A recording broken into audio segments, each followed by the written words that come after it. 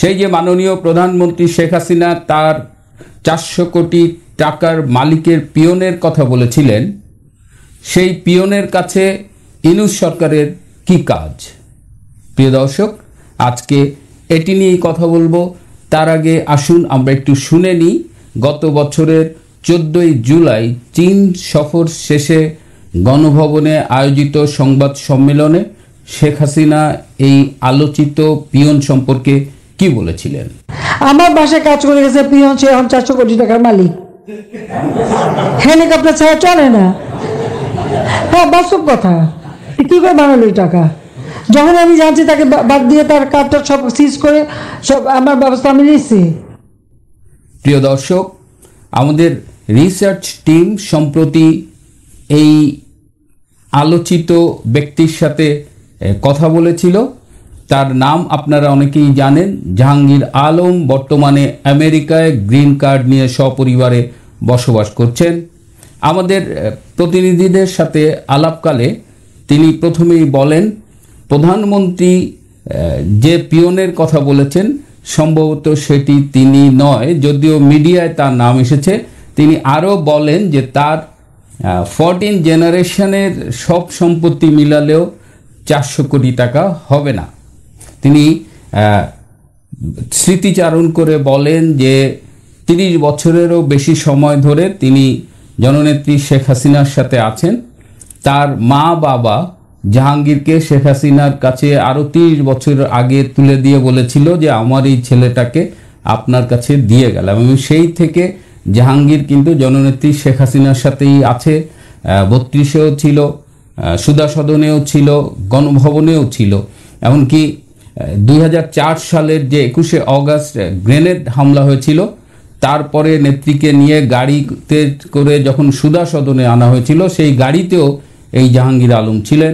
2007 সালের 16ই জুলাই, যেদিন caretaker government 111-এর সরকার জননেত্রী শেখ হাসিনাকে সুধা সদনের বাসা থেকে গ্রেপ্তার করেছিল, সেদিনও এই জাহাঙ্গীর আলম গাড়ির সামনে দাঁড়িয়ে প্রতিবাদ করেছিল এবং তার পায়ের উপর দিয়ে গাড়ি চালিয়ে দেওয়া হয়েছিল। সুতরাং জাহাঙ্গীর আলম এইসব স্মৃতিচারণ করে বলেন যে তিনি আমার মমতাময়ী মা, আমার জীবন গেলেও আমি এমন কিছু করব না, করিনি যাতে তার অসম্মান হয়। এবং 400 কোটি টাকার প্রসঙ্গে তিনি আবারও বলেন যে আমি টুকটাক ব্যবসা করেছি, সেই ব্যবসা সব কিছু আমার ট্যাক্স ফাইলে আছে। সরকার কিংবা সংশ্লিষ্ট যে কোনো কর্তৃপক্ষ চাইলেই সেটি পরীক্ষা করে দেখতে পারেন। এর বাইরে আমি কখনো কোনো অন্যায়ভাবে কোনো উপার্জন করিনি, কোনো দুর্নীতির আশ্রয় নেইনি। আর হেলিকপ্টারে এলাকায় যাওয়া প্রসঙ্গে তিনি বলেছেন যে আমি কোনো দিন হেলিকপ্টারে ঢাকা থেকে নোয়াখালী বা চাটখিল যায়নি।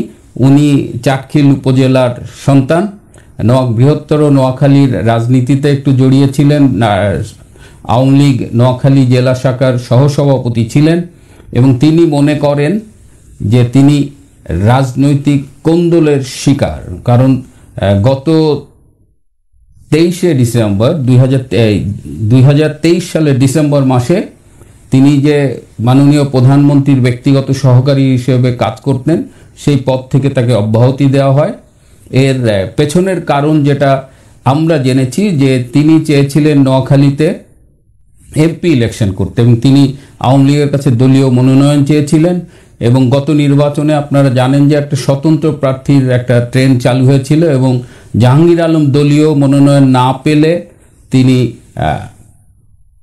স্বতন্ত্র নির্বাচন করার প্রস্তুতি নিয়েছিলেন, এবং অনেকেই ধারণা করেছিলেন যে জাহাঙ্গীর আলম স্বতন্ত্র নির্বাচন করে জিতে আসতে পারেন। এটি স্থানীয় রাজনীতিতে অনেকেই পছন্দ করেনি, কেন্দ্রীয় রাজনীতিতেও তার বিরোধিতা ছিল। বিশেষ করে আওয়ামী লীগের সাধারণ সম্পাদক ওবায়দুল কাদের এবং তার কাছের কিছু স্থানীয় আওয়ামী লীগের এমপি, তারা মিলে জননেত্রী শেখ হাসিনার কাছে জাহাঙ্গীরের নামে কান ভারী করেছে, এবং যে কারণে পরবর্তীতে এই ঘটনাগুলো ঘটেছে। জাহাঙ্গীর আলমের এই ভাষ্যটি কিছুটা আমরা তার কাছ থেকে শুনেছি। যেভাবে বলেছি, আমাদের রিসার্চ টিম চাটখিল উপজেলা পর্যন্ত গিয়ে খবর নিয়ে এসেছে। তো এখন আজকের মূল যে আলোচনার বিষয়, সেটা হলো যে এই জাহাঙ্গীর আলমের কাছে অবৈধ দখলদার খুনি ইউনূস সরকারের কি কাজ, এইটা খুব ইন্টারেস্টিং। আমেরিকায় তার কাছে বাংলাদেশি গোয়েন্দা সংস্থার প্রতিনিধিরা একাধিকবার গিয়েছে এবং তারা বারবার জাহাঙ্গীর আলমকে বিভিন্ন প্রলোভন দেখিয়ে বলেছে জননেত্রী শেখ হাসিনার বিরুদ্ধে সাক্ষী দিতে। যেহেতু জাহাঙ্গীর আলম জননেত্রী শেখ হাসিনার সাথে 30 বছরের বেশি সময় ধরে আছে, সুতরাং এই ইউনূস সরকারের নীতি নির্ধারকরা গোয়েন্দা বাহিনীকে জাহাঙ্গীরের পেছনে লেলিয়ে দিয়েছে।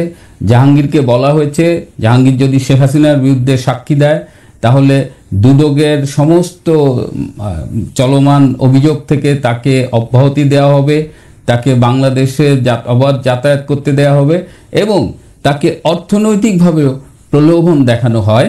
কিন্তু এখন পর্যন্ত জাহাঙ্গীর আলম রাজি হননি এবং আমাদের প্রতিনিধির কাছে জাহাঙ্গীর আলম বলেছেন যে আমার জীবন যাবে প্রয়োজনে, তবু আমি শেখ হাসিনার বিরুদ্ধে মিথ্যে কোনো সাক্ষী দিতে পারবো না। এবং জাহাঙ্গীর আলম কথা প্রসঙ্গে আরও বলেন যে তিনি 30 বছরের বেশি সময় শেখ হাসিনার সাথে রয়েছেন এবং তিনি দেখেছেন যে শেখ হাসিনা কত সিম্পল লাইফ লিড করে এবং তার কাছে কেউ দুর্নীতির কোনো সুপারিশ নিয়ে গেলেও তিনি এগুলো প্রশ্রয় দেন না এবং ব্যক্তি জীবনে শেখ হাসিনা অত্যন্ত ক্লিন একজন মানুষ। বিশেষ করে এই যে করাপশন বা অন্যান্য এই কোনো অভিযোগ শেখ হাসিনার বিরুদ্ধে নাই এবং জাহাঙ্গীর আলম নিজে যেটা দেখেছেন বলেছেন তিনি কোনো দিন এরকম কোনো কিছুই দেখেননি।